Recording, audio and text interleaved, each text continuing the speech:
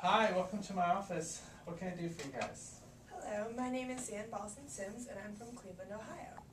I'm Kyle Bogart and I'm also from Cleveland, Ohio. Hi, my name is Damien. I'm also from Cleveland, Ohio.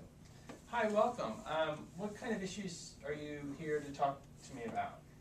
In the United States, teenage women will experience about 800,000 pregnancies each year. In addition, almost 41,000 American adolescents between the ages of 13 and 24 have been diagnosed with AIDS by the end of 2004. We feel that comprehensive sex education, meaning sex education that teaches the use of contraceptives, along with abstinence, is the best way to prevent this, not abstinence-only sex education, despite the fact that schools receive government funding for abstinence-only sex education and not comprehensive. One close personal friend of mine was taught abstinence only in school. She said that they told her that she only had to abstain from sex until marriage, and that contraceptives constantly failed. Obviously, she had no idea how to use contraceptives or what kinds there were and how to get them. In spite of this education that the government seemed to think helped prevent sexual teen pregnancy, my friend had sex, but because of the lack of education about birth control, it did not enter her mind as something necessary. She continued to have sex like this until a short time after she started, she became pregnant. She says that if she had someone that had just taught her about contraceptives, she probably would have realized the necessity for them in preventing pregnancy and also preventing STIs, which she realizes she was lucky not to get. It is because of this and stories like it about the failure of abstinence-only sex education, along with statistics and studies, that we feel it is necessary for you to support the Responsible Education About Life, or the REAL Act. The REAL Act, if passed, would fund programs in states to give them the option of providing comprehensive sex education. They would teach both abstinence and using contraceptives and condoms at age-appropriate levels. Do you have any questions or comments so far?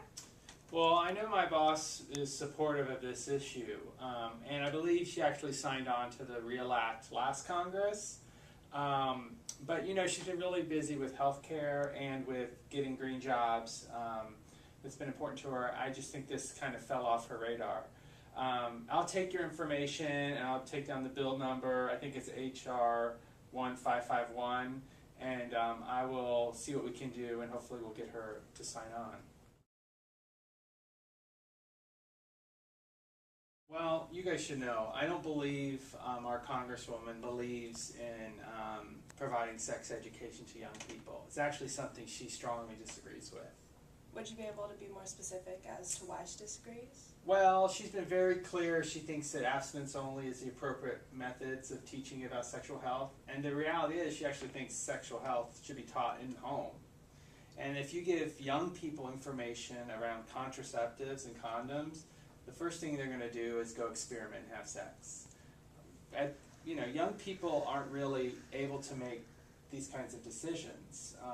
Their hormones are going crazy, and we've seen teen pregnancy rates go up because people are trying to teach comprehensive sex ed. If the reality is, if we taught abstinence only, teen pregnancy rates would go down. I understand what you are saying. However, are you aware that evaluations of publicly funded abstinence only in at least 13 states have shown no positive changes in sexual behavior over time?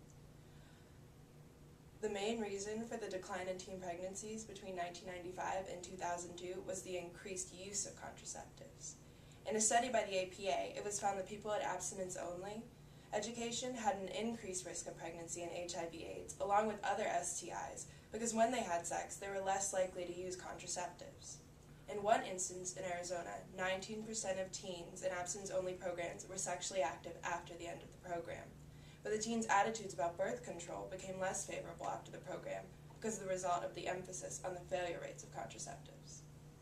Well, you can say what you want, but it's clear both sides have their evidence. And unfortunately, I don't think you guys have enough evidence to prove that comprehensive sex ed is actually effective. I understand. Know, however, that I intend to go back to our district and work on mobilizing constituents on this issue, and that I will be following up with you sometime in the near future. Well, I appreciate you guys coming in, do what you got to do, but our Congresswoman doesn't really support your issue.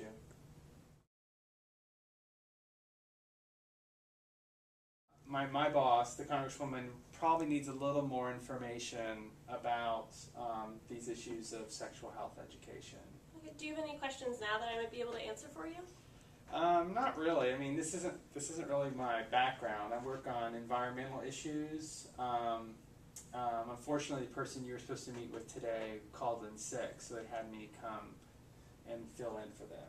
Okay. Well, just again, some brief information. The REAL Act will provide federal money for science-based responsible sex education in schools. U.S. teens acquire more than 4 million STIs, or sexually transmitted infections, each year, and teenage women experience about 800,000 unintended pregnancies each year. So there's clearly a critical need for science-based, medically accurate, and age-appropriate sex education in schools, and the REAL Act would fill this void. Well, thanks for bringing in this information. It is helpful, but again, we're not really clear as to where the Congresswoman stands on this. Okay. Well, I appreciate your time, and I'll be sure to follow up with you as to maybe if I can speak with the person who works on this issue, or follow up with you in general if you have any other information about the Congresswoman's position regarding the bill. Well, I do have one last question. How will the local funding streams be matched to the federal funding streams? You know what? I'm not entirely sure what the answer to that question is, but I can find that out and follow up with you when I follow up with you later about the Congresswoman's position. Okay, great. Well, thank you for coming in and talking with me. I really appreciate it. Great. Bye-bye.